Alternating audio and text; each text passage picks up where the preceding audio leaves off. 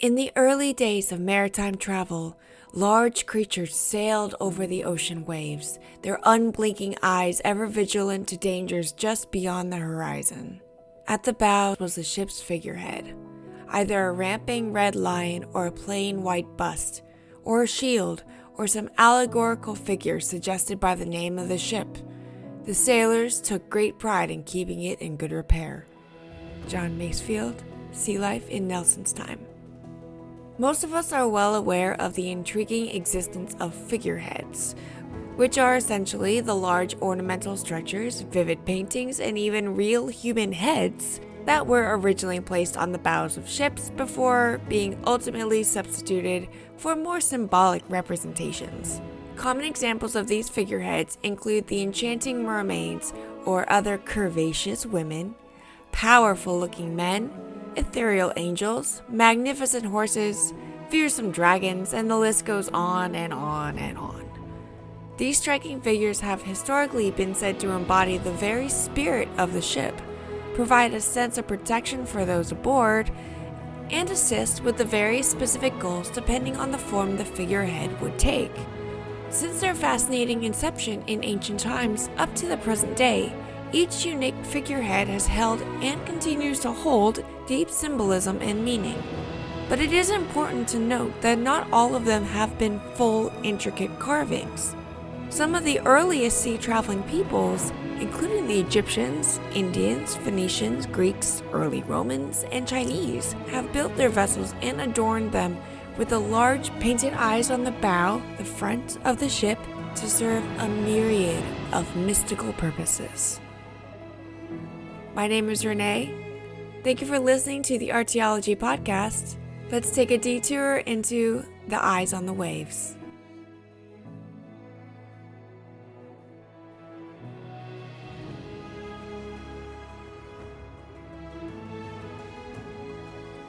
From the information gathered, it appears that the animal sacrifices, whether they were tied to the beakhead or to the mast, or perhaps set on a pike, would have occurred first in a sequence of rituals. These specific sacrifices were supposedly twofold in their overall purpose and significance.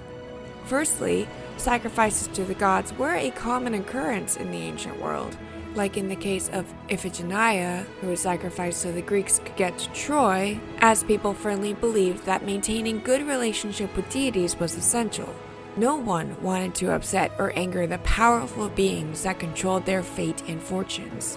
One only needs to read the Odyssey, the sequel to the Iliad, and the one with a happy ending, or to explore Greek myths in general, to see how dire the consequences could be for those who failed to appease the gods. More importantly, who pissed them off. Secondly, the figurehead would be presented as a powerful manifestation of the spirit of the vessel, while also keeping a vigilant watch to ensure safe passage through treacherous waters. It was common for general locations, like countries or cities, to mark themselves with their own distinct figures, which, in many ways, reminds me of the various flags that represent different countries today. Even as early as 1000 BCE, it was traditional for ships to further specify their identity by painting or carving unique symbols onto the stern of the vessel. The practice of adorning ships with figureheads, drawn from a wealth of cultural symbolism, reveals the profound relationship between ancient civilizations and their environments. Figureheads serve not only as ornamental aspects of vessels, but also embodiments of the beliefs and aspirations of those who sailed them. In ancient Egypt, the placement of holy birds like falcons and eagles at the prow of ships signifies a direct connection to the divine, perhaps intended to invoke protection and guidance through maritime journeys.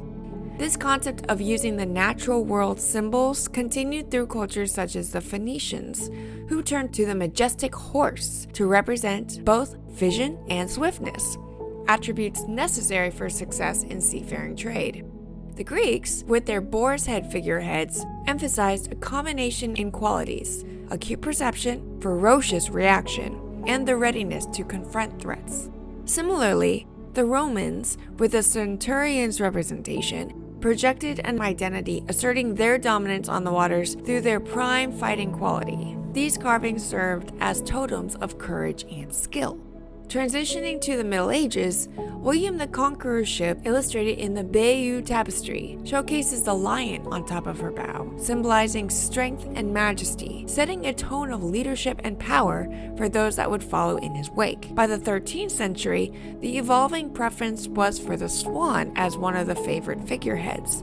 The hope was, possibly, that the ship would then possess the same mobility and stability as the bird, with its graceful movement across the water, and reflecting a deep desire for both beauty and the seamless navigation that sailors yearn for.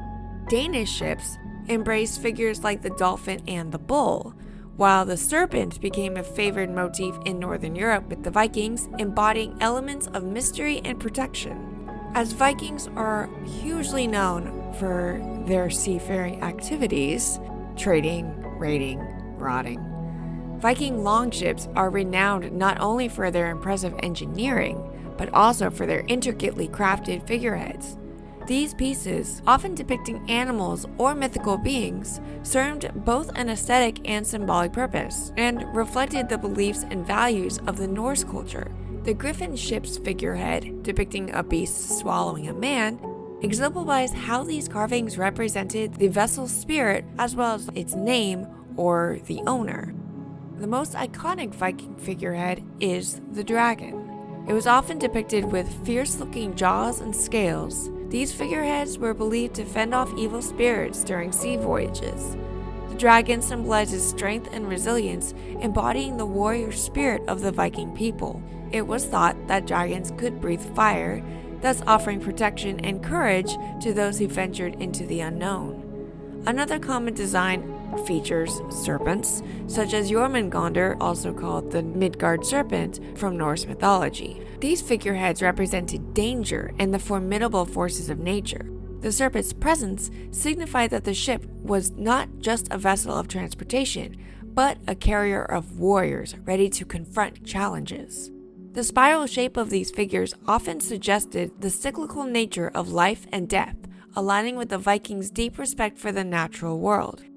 Dragon motifs were particularly prominent, as a seafaring serpent like Jormungandr, as also evidenced by the burka head dress pin, which introduced a unique burka style to Viking Age artifacts. Anthropomorphic images from the Vendel and Viking Ages served as a powerful communication media, often blurring the lines between representation and reality in these largely oral societies. These images appeared on various objects, including gold foil figures, clothing components, and coins, with the motifs and carriers evolving. The imagery conveyed messages of wealth and complexity, functioning as active devices in social strategies while also providing lines of communication with, from their view, other worlds through their perceived power and artistic production. Eagles, symbolizing nobility and power, were also prevalent among Viking figureheads. These majestic birds were associated with Odin, the chief god in Norse mythology, who is often depicted with two eagles, although more commonly, he is depicted with two ravens, Hugin and Munin, who represent memory and thought. But the eagle figurehead represented divine guidance and protection. It was believed that an eagle's keen eyesight could foresee danger at sea and ensure the safety of the crew. Bears were another popular motif, symbolizing ferocity and bravery in battle. Viking warriors often revered bears, not just for their strength, but also their connection to the earth and nature. A bear figurehead served as a rallying point for the crew, embodying the raw power they aspired to showcase. Human-shaped figureheads, often carved to resemble warriors or gods, were meant to inspire and embolden the crew. These features were affiliated with the idea of valiant ancestors watching over the ships, protecting it during dangerous voyages. Additionally, they signify the importance of honor, legacy, and the connection between the past and present warriors. Like with the Phoenicians, the Vikings also carved figureheads in the shape of horses, symbolizing travel, mobility, speed, and agility that were significant themes in the Viking seafaring adventures and their ability to explore new lands, much like horses carried them across the rugged terrains of Scandinavia. In the more ancient of those listed above, Egyptians, Phoenicians, and Greeks, the latter two built triremes, which became the most common warship style. While they fell out of favor in the Peloponnesian War, with the rise of quadriremes and quintriremes after the Persian Wars and the creation of the Athenian Maritime Empire, they seem to be synonymous with the painted eyes. The Athenians would change up the use by carving the prow as a battering ram. Therefore, instead of only being symbolic, the fear of the creature would also be actionable. The triremes, with their elegant and powerful design, represent a fascinating intersection of art and warfare in maritime cultures. While the use of actual triremes by Egyptians is disputed by modern historians, who mentioned that the Egyptian pharaoh Necho II, who ruled from 610 to 595 BCE, built triremes on the Nile for service in the Mediterranean and in the Red Sea. However, the word triares was by the 5th century used as a generic sense of warship. But the Phoenicians and Greeks not only utilized these warships, but infused them with symbolism, particularly through the painted eyes. These eyes, often depicted on the bow of the ship, served as a formidable emblem designed to strike fear into the hearts of adversaries. It was believed that they offered protection against evil spirits, kind of like the evil eye, and guided the ship on its journey, embodying the belief that the vessel itself was alive and possessed a spirit of its own. As the dynamics of naval warfare evolved, so too did the design and function of these ships. The transition from the sleek triremes to the more robust quadriremes and quintriremes reflected the changing tactics and strategies prevalent during the Peloponnesian War. The Athenian innovation in modifying the prow into a battering ram not only transformed the ship's functionality, but also deepened the connection between art and action. The creature on the prow became a harbinger of psychological and physical warfare.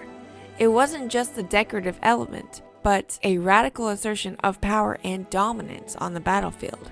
This interplay of artistry and warfare reveals a lot about the cultural values and beliefs of these ancient civilizations. They understood that symbols carried weight, and the representation of the painted eyes in the fearsome creature embodied both artistic expression and strategic ingenuity.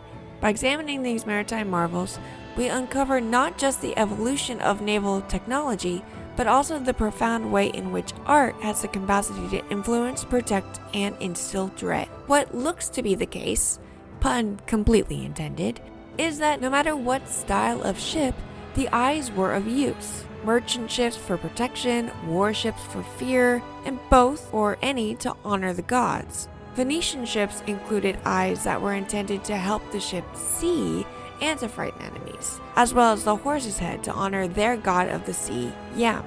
Egyptian ships, the earliest of which were made of reeds, dating to around 6000 BCE, later started using timber harvested in Lebanon, dating back to approximately 1470 BCE. 1870 BC, the funeral barges and the later trading vessels had a falcon or falcon eyes, the symbol of Horus, and thus the pharaoh who was Horus's living embodiment. Under Ramses III, who reigned from 1187 to 1153 BCE, continued the expansion of Egyptian trade routes by having vessels sail across the Indian Ocean.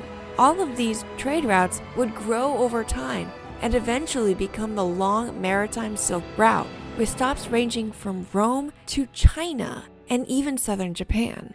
Trade ships in India and the junk ships of China in 2800 BCE were also said to have shown eyes painted in the bow area. The Chinese junk ships were used earliest for exploration, trade, and warfare around southeastern Asia, and they also likely traded with India by the 7th century CE based on Muslim writings in the Euphrates Valley.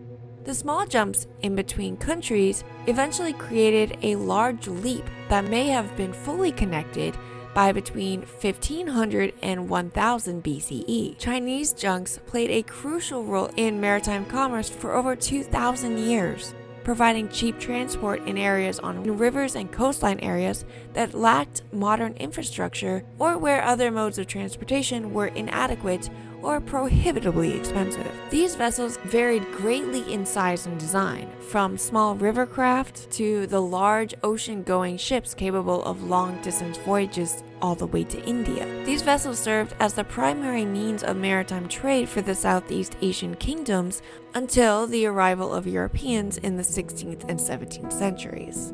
But the ocean-going junks of southern China, particularly those from the Guangzhou and Fujian province, were renowned for their impressive size during the 12th to 15th centuries.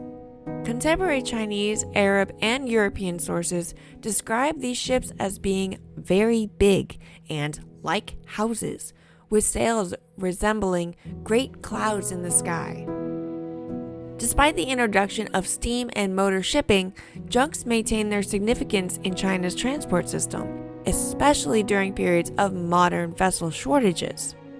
Junks and the eyes painted on them were highly specialized, with fishing vessels featuring low-set eyeballs to spot fish, while trading junks had forward-facing eyes to detect unseen dangers.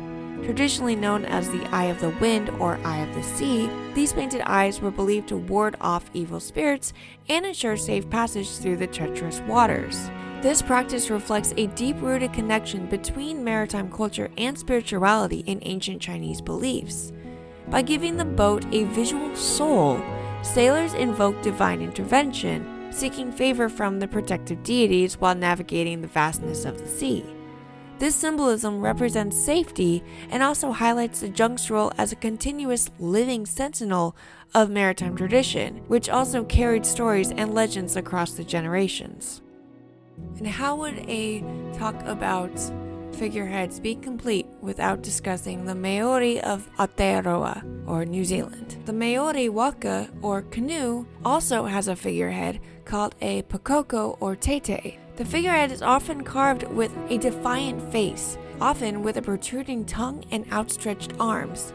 The figurehead may also have a feather wig or be adorned with long wands or bunches of feathers. Examples of these figureheads are seen throughout Maori history.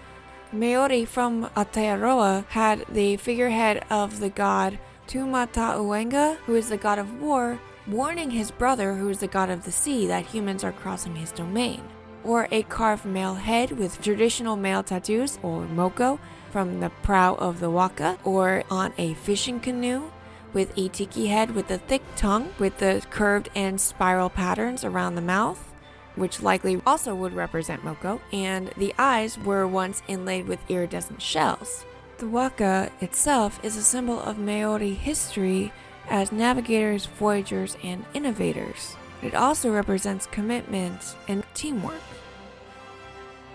While the use of figureheads was common in many maritime traditions, in Japan, in the art, they only become particularly significant primarily during the Edo period, from 1603 to 1868, after the West was connected but before they closed down their borders. They might have risen in use during the rise of samurai and merchant classes. However, they still don't seem very common when looking at the art. There are paintings of warships that have intricate designs of dragons, which could convey messages of protection and good fortune, but although figureheads are less common in Japanese maritime tradition, specific historical significances can be appreciated in some museums, or like the figurehead from the RMS Empress of Japan, which is located in Vancouver, Canada. We know that with trade comes cultural change. Did the stories exchanged make differences in arts and ship figurehead ideas? When planes started being used in battle, they would paint eyes or faces on the planes as well, especially popular in the early days of flight and going through World War II. Even with the transfer from ship to the air, the faces on airplanes were often referred to as nose art. Traditionally seen on military planes, nose art became a way for pilots to express their individuality, camaraderie, and even their superstitions, fostering a sense of connection among the crew. These illustrations can range from playful pinup girls to fierce creatures or even whimsical characters. They not only reflect the creativity and the spirit of the crew, but also embody the mission and the history of the aircraft itself. Today, while some commercial airlines may feature more sanitized designs on the tails and on the wings, The essence of these artistic expressions continues to resonate, reminding us of the rich stories and cultural significance woven in the fabric of aviation history. While it isn't the same, people still put decals and pimp their rides to gain favor from their peers and to look better. The evolution of figureheads across centuries and cultures illustrates the complex interplay of societal values, artistic expression, and spiritual beliefs. More than mere decorative elements, they were imbued with profound meanings and were essential to the understanding of each culture in which they featured. Each figurehead represented the values, beliefs, and aspirations of the people that served as a formidable symbol of protection and identity as they embarked on their journey across treacherous waters. The legacy of these magnificent carvings continues to resonate, reminding us of the intricate relationship between art, mythology, and the human spirit. Initially, figureheads served as symbols of protection and guidance, and maintained that symbology for a long time. They were often adored on the prows of ships to invoke favor from deities during the perilous voyages. Their designs varied significantly based on cultural contexts. For instance, Mediterranean civilization favored mythological figures that invoked strength and protection, while other peoples were described to have animal representations that held deep spiritual significance. As societies progressed, the role of figureheads transcended mere symbolism, embodying ideas of leadership, identity, and community values. In Rome, figureheads were likened to the image of emperors, reinforcing authority through both political and divine legitimacy. In contrast, both Eastern and Western cultures used animal motifs that symbolized various virtues, reflecting a collective harmony with nature and an emphasis on spiritual balance. The materials used for figureheads also evolved, influenced by technological advances and resource availability. Wood was predominant in early representations, but figureheads began to take on diverse forms and expressions with the introduction of metals and plastics. But paint has always been a very common thing to use. This shift showcased various cultures' artistic skills and reflecting change of attitudes towards material wealth and craftsmanship. Cultural exchanges further enriched the evolution of figureheads. Trade routes facilitated the sharing of ideas and artistic styles, leading to hybrid forms that merged distinct cultural elements. This diffusion of practices can be seen in the ornamental figureheads of colonial ships, where European designs fused with indigenous symbolism to create unique representations. In conclusion, each figurehead chosen carried with it a story, a myth, or a legend, a connection to nature and a reminder that the human experience intertwined with the unpredictability of the sea. Such emblematic representations extend beyond their artistic merit, so they can embody the very spirit of exploration in both ancient and modern maritime cultures, bridging the gap between the past and present. The formation of figureheads over the centuries highlights a rich tapestry of cross-cultural influences, shifting societal values, and artistic innovation. Each figurehead serves as a mirror, reflecting the beliefs, aspirations, and identities of the cultures that created them, underscoring the profound significance of artistry in understanding human history and our connections across the globe. If we don't do this anymore, what could we lose? Are we just superstitious? But maybe it's fun. Maybe it's important to keep these connections alive. Thank you for listening to this episode of Detours in Archaeology, The Eyes on the Waves. I really appreciate everyone listening to me talk about some maritime history. I really hope you enjoyed it. As always, I want to thank you for putting up with my pronunciation of things. For anyone who has been listening, whether since the beginning or just picked it up this week, I truly appreciate it. I'm still feeling out this process, and I'm very grateful for the time and opportunity to play around with new ideas. For extra support, you can head over to my Patreon page at patreon.com/detoursinarchaeology, and the link is in the description. If anyone has any ideas, if you have any corrections, extra information, or any questions, hit me up at the contact button on my website, which is detoursinarchaeology.com, or send me a direct email at detours@archaeology@gmail.com. I look forward to hearing from you. If you want to follow along and look at a lot of pictures while going through the podcast, click the link in the description. It'll take you to the written version of this with lots of pictures and all the citations that I used while doing my research. Under the citations, there are also sources for further readings, which I do recommend because they are pretty cool. All the music comes from Scott Buckley at scottbuckley.com.au. For the fun fact this week, since we're talking about ships, the history of shipfaring, our fun fact this week is going to be about cinnamon, which only exists in the Western world because of trade.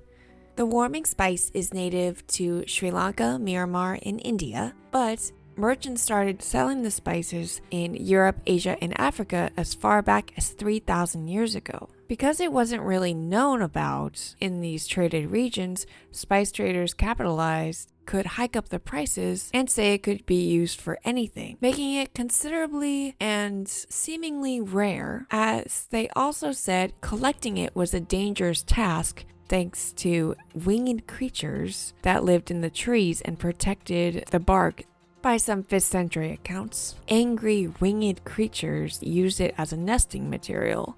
So you'd have to wear armor to go collect it, or you were required to do animal sacrifice to provide the birds with a distraction. Another story says they were from snake-infested valleys. It was just a way to tell some interesting stories and get a lot more money.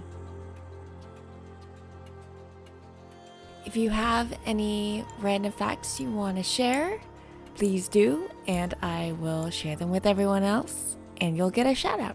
If you enjoyed today's episode, and if you'd like to stay up to date on my latest content, make sure to subscribe to my podcast. I love to hear your thoughts and feedback, so please leave a comment or review, or just like it.